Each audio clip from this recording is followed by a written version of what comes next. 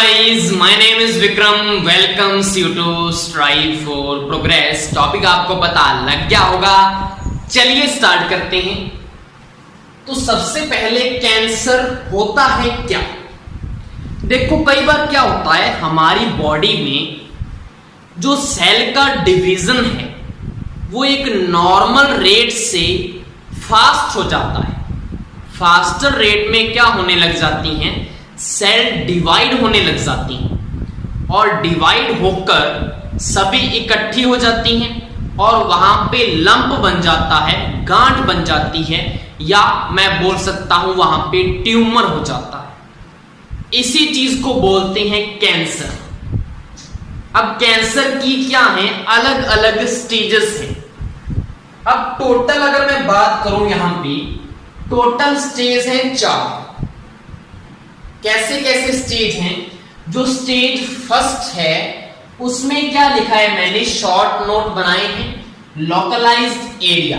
इसका मतलब क्या है कि जहां पे कैंसर हुआ है उसी स्मॉल एरिया में वो रहता है, वो स्प्रेड नहीं करता, ना तो लिम्फेटिक सिस्टम में और ना दूसरे टिश्यूज के पास जाता है। उसी लोकलाइज्ड एरिया में अगर वो है तो मतलब वो स्टेज फर्स्ट पे है, जिसका आसानी से ट्रीटमेंट हो सकता है। स्टेज 2 क्या है? स्टेज 2 में जो कैंसर है वो ग्रो करता है, सिर्फ ग्रो करेगा उसी जगह, स्प्रेड नहीं करेगा अभी तक स्टेज 2 में। तीसरी बात, स्टेज 3 में क्या होता है, लिम्फ नोड्स। यहां पे इसका मतलब क्या है, तीसरी स्टेज में कैंसर स्प्रेड करेगा हमारे लिम्फेटिक सिस्टम की तरफ और हमारे जो टिश्यूज हैं वहां पे भी वो जाएगा, स्प्रेड करेगा लिम्फ नोड्स में। उसके बाद फोर्थ जो स्टेज है वो ऑर्गन्स लिखा हुआ है। मतलब क्या है कि कैंसर जहां पे स्मॉल एरिया था वहां पे तो है ही, दूसरे ऑर्गन्स के पास भी चला जाता है और वहां पे भी ट्यूमर बनने लग जाती है। तो ये टोटल 4 स्टेज हैं कैंसर। नेक्स्ट हम बात करेंगे कैंसर के टाइप्स कितने हैं। तो कैंसर के 5 टाइप्स हैं, जिसमें फर्स्ट है कैर्सिनोमा। कार्सिनोमा क्या है? यहां पे जो कैंसर है वो अफेक्ट करता है ऑर्गन्स को, ग्लैंड्स को, जैसे कि लंग्स हो गया। उसके बाद फीमेल में जैसे ब्रेस्ट कैंसर हो गया, पैनक्रियाज को इफेक्ट करेगा, स्किन को अफेक्ट करेगा। मेनली जो कैंसर होता है वो कार्सिनोमा ही होता है। दूसरा टाइप का कैंसर क्या होता है, सार्कोमा।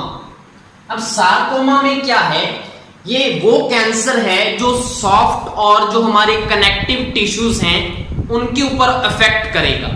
अब वो कौन कौन से हैं, जैसे कि मसल हो गया, फैट हो गया हमारी बॉडी में, बोन हो गया, कार्टिलेज हो गया, ब्लड वेसल्स हो गया। तो इनको ये अफेक्ट करेगा जब सार्कोमा कैंसर होता है। तीसरे टाइप का कैंसर है मेलानोमा। मेलानोमा कैंसर क्या है, हमारी बॉडी में कुछ सेल्स ऐसी होती हैं जो हमारी स्किन को क्या प्रोवाइड करती हैं, कलर प्रोवाइड करती हैं, जिसको हम क्या बोलते हैं, पिगमेंट। तो ये वहां वाले एरिया के ऊपर इफेक्ट करेगा जब मेलानोमा कैंसर होता है। उसके बाद लिम्फोमा। लिम्फोमा क्या है, हमारा जो लिम्फोसाइट होती है, जो किसका टाइप है, WBC का, मतलब हमारा जो इम्यून सिस्टम है उसके ऊपर कौन इफेक्ट करेगा, लिम्फोमा। जब कैंसर हो जाएगा तो हमारे WBC वाले जो पार्ट है उसके ऊपर इफेक्ट करेगा। उसके बाद लास्ट और 5th टाइप है ल्यूकेमिया। ल्यूकेमिया कैंसर किससे रिलेटेड है, जब हमारे ब्लड में कोई ना कोई क्या बनने लग जाती हैं, ट्यूमर बनने लग जाती हैं। ब्लड कैंसर भी बोलते हैं इसको, ल्यूकेमिया भी बोलते हैं। तो ब्लड से जो रिलेटेड कैंसर है उसको बोला जाता है ल्यूकेमिया। तो ये 5 टाइप्स हो गए कैंसर के। नेक्स्ट हम बात करेंगे कॉजेस। क्या रीजन है कि किसी भी ह्यूमन में कैंसर हो जाता है, क्या क्या कारण है उसके। तो फर्स्ट है स्मोकिंग। अगर कोई आदमी स्मोकिंग करता है तो उसको कैंसर होने का सबसे ज्यादा क्या होगा, रिस्क होगा। उसके बाद अगर वो टैबैको प्रोडक्ट्स यूज करता है, जर्दा, बीड़ी, गुटखा वगैरह, सुपारी, कुछ भी जो टैबैको प्रोडक्ट्स हैं, तंबाकू जो प्रोडक्ट हैं, अगर वो उनको यूज करता है तो उसको कैंसर हो सकता है। दूसरा अनहेल्दी लाइफस्टाइल। अनहेल्दी लाइफस्टाइल का मतलब ये है कि अगर उसकी जो डाइट है वो अनहेल्दी है, अगर वो हाई फैट वाला जो फूड है वो खा रहा है, अगर वो हाई फूड जिसमें शुगर ज्यादा है, शुगर का लेवल ज्यादा है, अगर वो डाइट को ले रहा है और एक्सरसाइज बिल्कुल भी नहीं कर रहा, तो भी उसको क्या हो सकता है, कैंसर हो सकता है। तीसरा टॉक्सिक एनवायरनमेंट। टॉक्सिक एनवायरनमेंट का मतलब क्या है कि वो ऐसे एरिया में रह रहा है जहां पे जैसे कि पेस्टिसाइड हो गया, रेडोन गैसेस होगी। तीसरा था एस्बेस्टस। एस्बेस्टस क्या होता है, ये फाइब्रस सिलिकेट होती हैं मिनरल्स के।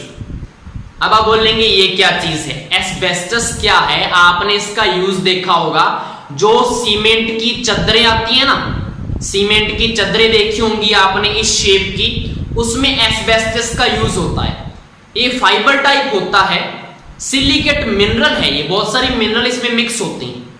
तो अगर उस वाले एनवायरनमेंट में अगर आप जी रहे हो, उसके बाद पेस्टिसाइड हो गया, रेडोन हो गया, उस वाले एनवायरनमेंट में अगर हो तो वहां पे भी आपको कैंसर होने का जो है खतरा हो सकता है। नेक्स्ट 4 देखें तो रेडिएशन एक्सपोजर। रेडिएशन का मतलब क्या है कि अगर सन से अल्ट्रावायलेट रेडिएशंस आ रही हैं, आपकी स्किन के ऊपर पड़ रही हैं, तो वहां पे भी आपको कैंसर हो सकता है। उसके बाद हार्मोन थेरेपी।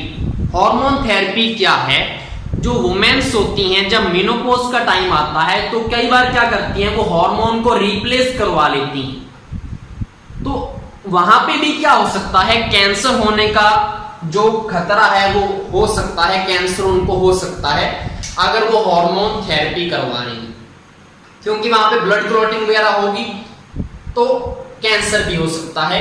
जो सेल्स हैं उनका डिवीजन कई बार बंद नहीं होता। तो ये इसके थे हमारे पास कॉजेस।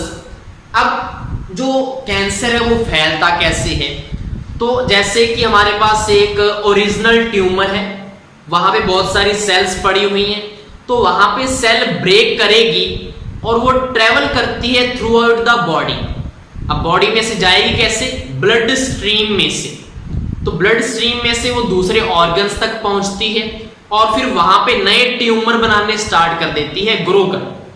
तो ऐसे करके आगे के आगे जो कैंसर है वो स्प्रेड करता है, फैलता है। इसमें मेनली मैं कह सकता हूं कि जो हमारे जीन हैं वो कंट्रोल नहीं कर पाते सेल के डिवीजन को, और जो मरी हुई सेल्स हैं, जो डाइंग सेल्स हैं, उनको मर जाना चाहिए, लेकिन वो दोबारा ग्रो करती हैं और आगे के आगे मल्टीपल डिवीजन करने लगती हैं। एबनॉर्मल उनका डिवीजन हो जाता है और लंप बनने स्टार्ट हो जाते हैं। और कई बार क्या होता है, कैंसर एक स्पेशल ऑर्गन का जो फंक्शन है उसको डिस्टर्ब कर देता है, जिससे उस ऑर्गन को ऑक्सीजन का जो सप्लाई है वो भी अच्छे से नहीं पहुंच पाता और वहां पे वेस्ट प्रोडक्ट जो है वो इकट्ठा होने लग जाता है ऑर्गन्स में। अब ऐसी आगे के आगे अगर कैंसर बढ़ेगा तो बहुत सारे ऑर्गन जो हैं उनका फंक्शन डिस्टर्ब होगा, तो तब जाके जो है आदमी की डेथ हो सकती है। तो ये है कैंसर। अब उसके बाद अगर हम बात करें इसके सिम्टम्स क्या क्या हैं, अनएक्सपेक्टेड आपका क्या होगा, बिना किसी रीजन के एकदम से वेट जो है वो कम होने लग जाएगा, वेट लॉस होगा एकदम से बिना किसी कारण के। दूसरा क्रोनिक टायर्डनेस। क्रोनिक का मतलब होता है लंबे टाइम तक आपको थकान महसूस होगी। उसके बाद परसिस्टेंट पेन, आपको बहुत ही जोर से, जिसको जोरदार बोलते हैं, स्ट्रॉन्ग पेन होगा। उसके बाद स्किन चेंज, आपकी स्किन में थोड़ा बहुत चेंज आने लगेगा। फीवर कब होगा, मेनली आपको नाइट में हर बार क्या होगा, फीवर होगा। दिन में आप सही फील करेंगे लेकिन रात को दोबारा फीवर हो जाएगा, बुखार हो जाएगा। लंप, किसी भी जगह क्या हो सकती है, कोई गांठ वगैरह बन सकती है।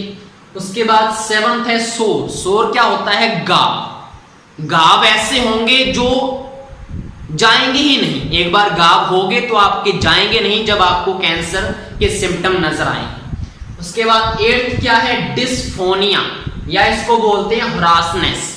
इसका मतलब क्या है कि जो आपकी आवाज है बिल्कुल ही रफ सी होने लगेगी, हस्की टाइप सी आपकी साउंड आने लगेगी, आपकी आवाज ऐसी हो जाएगी।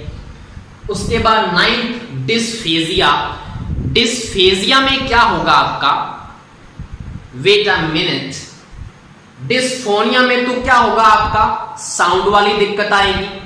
और जो डिस्फेजिया है इसमें आपकी जो स्वेलिंग है, जो निगलने वाली जो आपकी सिस्टम है, वो आपको वहां पे पेन होगा, अच्छे से आप चीज को निगल नहीं पाओगे।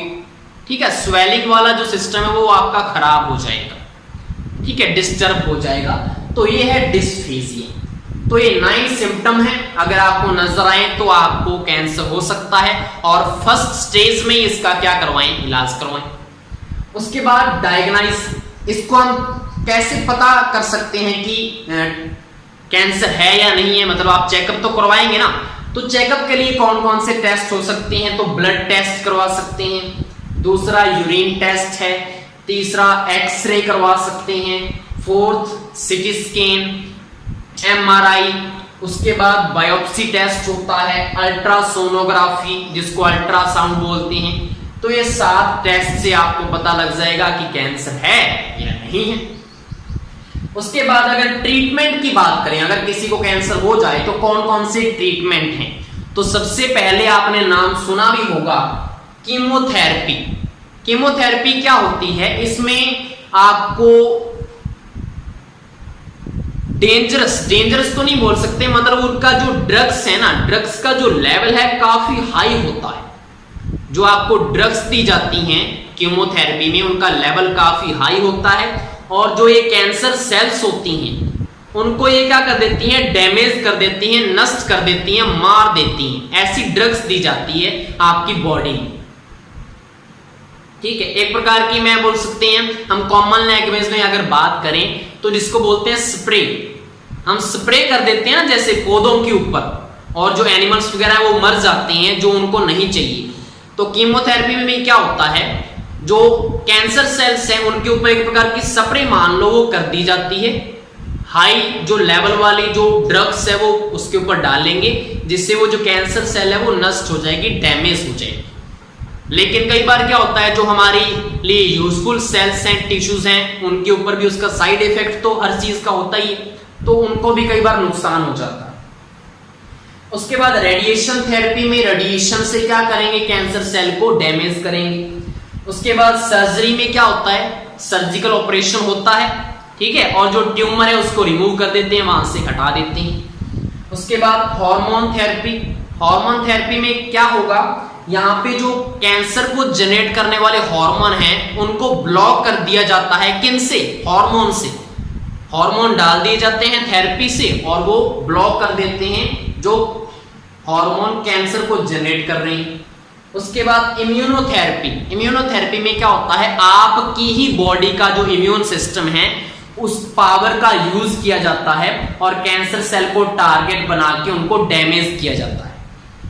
6 है bone marrow transplant. Bone marrow transplant में क्या होता है, आपको पता है जो सेल्स बनती हैं वो बोन मैरो में बनती हैं, तो बोन मैरो में आपकी कैंसर सेल्स बनने लगी, तो बोन मैरो को ही वहां पे क्या करेंगे, ट्रांसप्लांट करा देंगे, और जो नया है, जो हेल्दी वाला है, वो वहां पे बोन मैरो सेट कर देते हैं। इसको बोलते हैं बोन मैरो ट्रांसप्लांट। तो ये क्या थे हमारे पास 6 इसके ट्रीटमेंट हैं। अब मैं आपको बताऊंगा कि इनके साइड इफेक्ट क्या क्या हैं।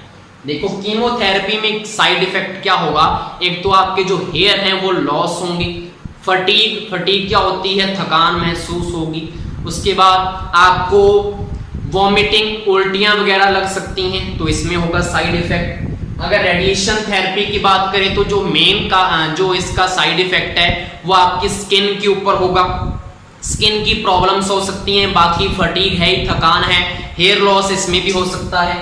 उसके बाद अगर सर्जरी की बात करें तो सर्जरी में पता है ऑपरेशन होगा, तो ऑपरेशन में क्या हो सकता है, कोई ना कोई आपको इन्फेक्शन हो सकता है, ब्लड क्लॉटिंग हो सकती है, पेन होगा आपको, उसके बाद यहाँ पे वीकनेस होगी आप में, और कई बार क्या होता है पेशेंट को एलर्जी होती है, किससे, एनेस्थीसिया से। एनेस्थीसिया करेंगे सर्जरी के टाइम पे तो कई बार अगर एलर्जी है तो वहां पे भी उसका साइड इफेक्ट है।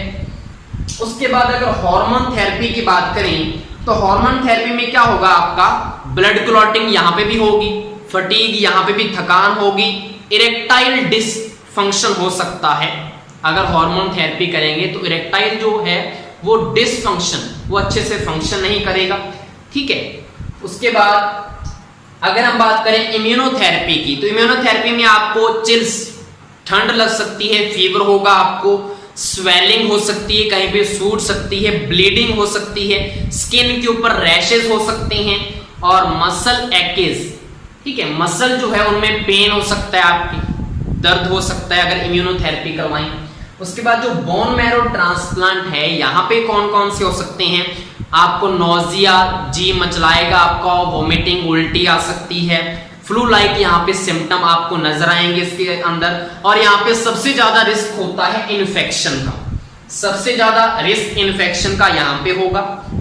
इसमें क्या होगा, मसल एक्स मेनली होगा, फीवर होगा, चिल्स होगा। सर्जरी में ब्लड क्लॉटिंग, इन्फेक्शन वगैरह मेन होगा। रेडिएशन थेरेपी में स्किन प्रॉब्लम हो सकती हैं। हार्मोन थेरेपी में क्या है मेन, यहाँ पे मेन था हमारा इरेक्टाइल डिसफंक्शन, और कीमोथेरेपी में हेयर लॉस, फटीग। तो ये जो है इसके साइड इफेक्ट थे। तो यहाँ पे कैंसर के ऊपर मैंने डिटेल आपको बताई, होप सो आपको ये टॉपिक क्लियर हो गया होगा। Thank you.